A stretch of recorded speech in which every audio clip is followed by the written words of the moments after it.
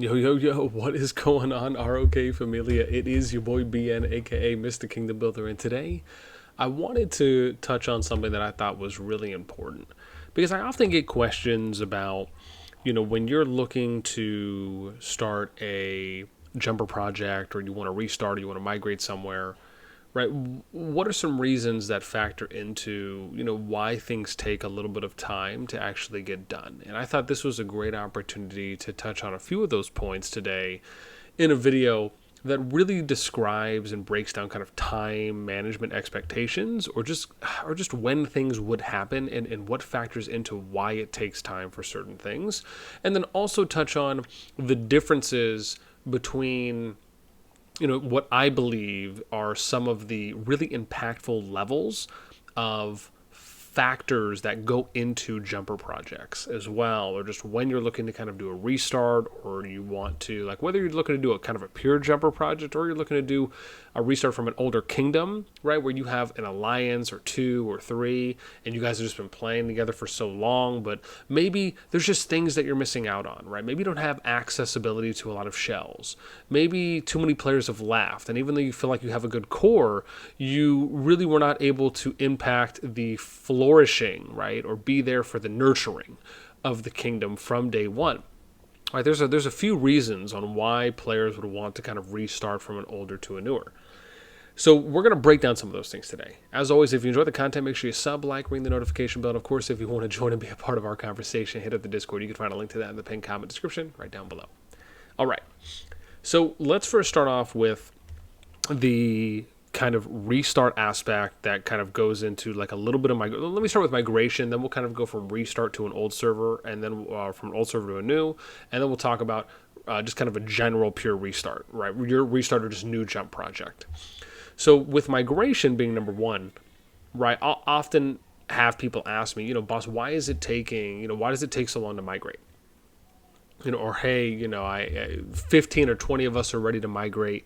Why are we waiting? And part of the answer is that, one, most of the time groups usually want to have the majority or the bulk amount of their players prepped, meaning that they have all of the alliance credits that they need. Those obviously take time to farm, or just in general, depending on activity as well, to where you get enough. And then you're able from there to go ahead and start getting your migration passports.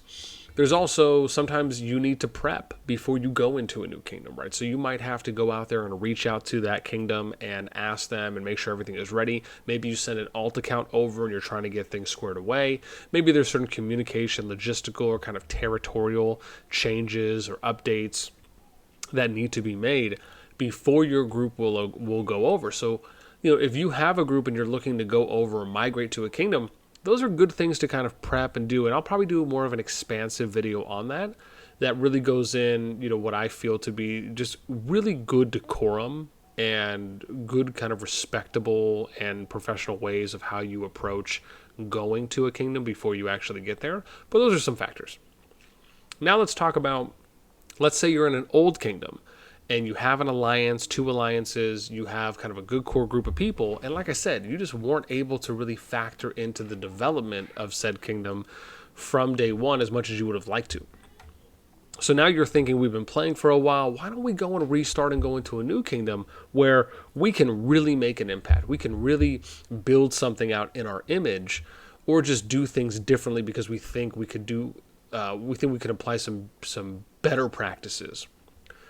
So you're in an old kingdom, and the things that really are factoring into time there goes into, right, how soon is everyone ready to actually restart, right? You're trying to coordinate with however many people, depending on what they have going on IRL, and then getting to a point where they need to go ahead and prep jump accounts, and that's really only if you're going to go in with those 1 to 2 alliances or however many people, let alone if you decide to do any external recruiting like a normal jump project typically would do.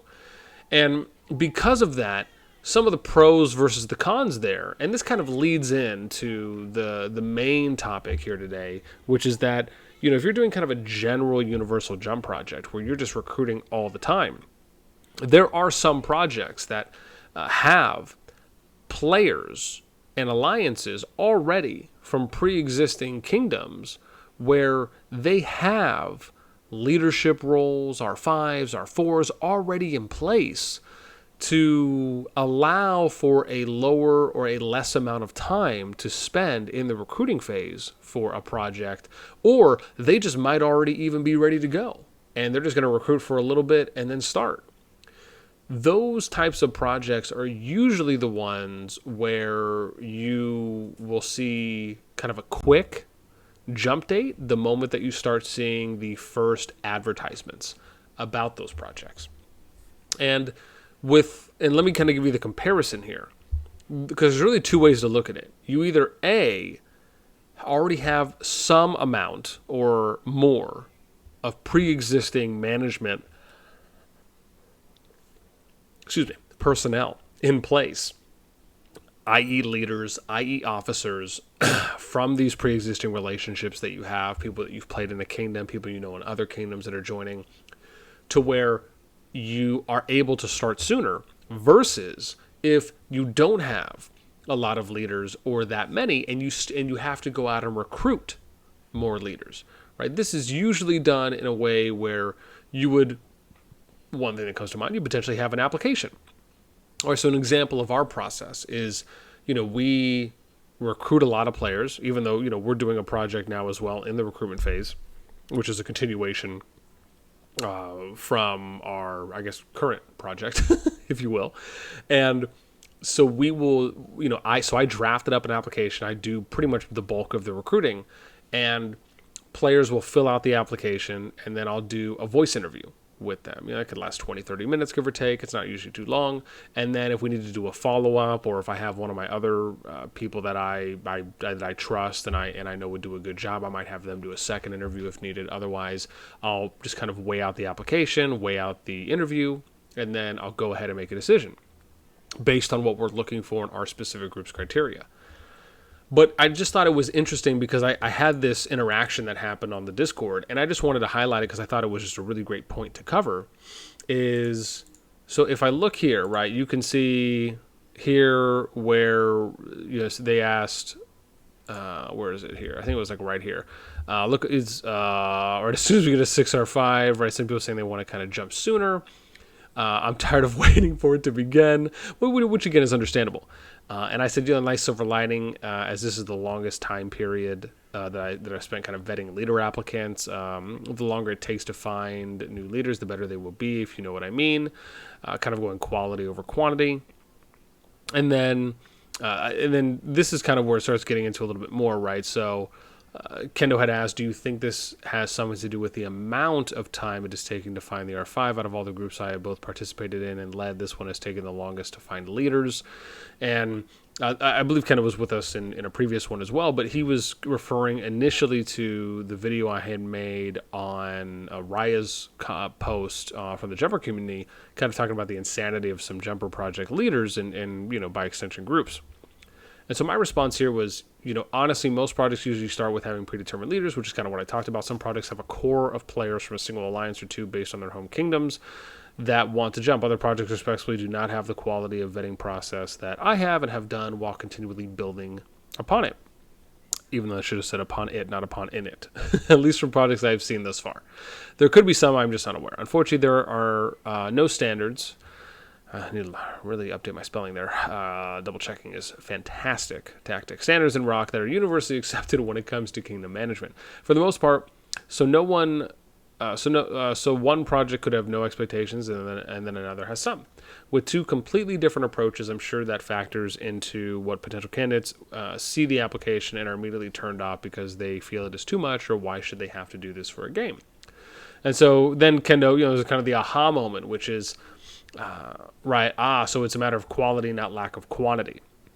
Exactly, right. And I think the explanation I gave there in that situation really helped, is that when you look at Jumper projects, if I was to go into a bunch of Jumper project servers, kingdoms, or Discord servers, right, I could guarantee the majority, if not maybe all, do not have as extensive, if you want to call it that, just for lack of word of choice, of a vetting process that I have for leaders.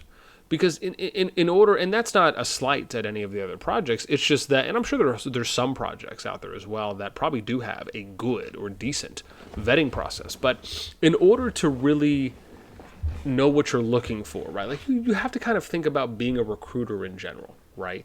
If you're a recruiter and you're recruiting for a company, you have to have a full understanding of the ins and outs of that company, from their philosophy to their goals to their expectations to their policies to their standards to the type of applicant or employee that they're looking for based on the job title that they're looking for. Then you have to have a full understanding of the job title, the roles, the responsibilities, the tasks, the expectations for that, along with the amount of money you're offering. I mean, these are things that you have to really have a good, intricate level of understanding on before you go out and you start looking for applicants or before you start doing your recruiting. And the same thing applies when you are looking for leaders, right? These are individuals and you're trying to make sure that you are finding the best fit for what you are doing. And that's why it's important to vet people. And even though there's no guarantee, just like in anything, where even you could do all the vetting you want and it still is not going to absolutely 100% guarantee that this person's going to work out or they're going to actually end up being the best fit. Usually you kind of have to wait until you throw some hurdles their way or some hurdles come their way and you end up having, moments of, are they able to persevere? Can they overcome? Right? Do they just drop the ball and kind of run away because, it was just too much? So these are things that you really have to think about, which is why I really take a certain level of care and love when it comes to doing the vetting, because it's so much more than just me looking for leaders. It's me looking for leaders that are appropriate for this project so it benefits every single player in this project, right? It's really more about the players than it is, am I going to find someone that's great or not, even though, of course, that's ideal to do for the project. But if I'm unable to build a good foundation, which is my core, and that starts top down, right? Because you have to really have people that believe in what you're doing, they're on board, so that way it trickles down to your management team, your officers, and then to the players as well, who will also be seeing those word choices, those actions done on a consistent basis that, these people are really here for the right reasons. And that can bleed into motivation, to higher levels of engagement, to higher morale. And that's really how you kind of start building those pieces of getting to a point where you're putting together a great community. And so, for me, it doesn't really matter how long it takes. It's as long as you set appropriate expectations, which we have been in our project, letting people know that, this is a marathon, it's not a sprint. And that's something that I've mentioned as well. I don't really know where I did, but I thought here it is, right? Where I mentioned this here. And I'm really happy to hear some kind words here from T and a few others, right? And like I said, once, for us, I think we have 5 project leaders at this moment, and we just need one more, right, to kind of be at our minimum, ready to go. And then typically once that happens, usually you end up getting a lot more players that'll flock in once your project is actually ready to go. And that can be said about any. With all of that, though, I think that probably sums it up for what I was looking to cover today in this video. Again, I know we did touch on a few points, so I'm curious for some of you, right? If you're looking to migrate out of your kingdom, what are some important things that you look at before you actually pull the trigger to go? If you're from an old kingdom and you've done a restart project before where you've looked to make a kingdom so you can move your main accounts over, right? What did you think about? What went into your mindset, your approach on doing it? And then if you're a project that isn't necessarily restarting from an old kingdom, but you're just kind of doing a project, in the moment, kind of more fresh or new, what is your process? How do you go about vetting leaders? Do you just ask them a couple questions on Discord? Do you get into a voice call with them and talk to them for a bit? Do you have them fill out an application? Do you have a 2-3 step process? What do you do, right? That's really what I'm curious to hear. So again, would love to see any of those in the comments down below. As always, that is it for me. Until next time, I'll catch you later.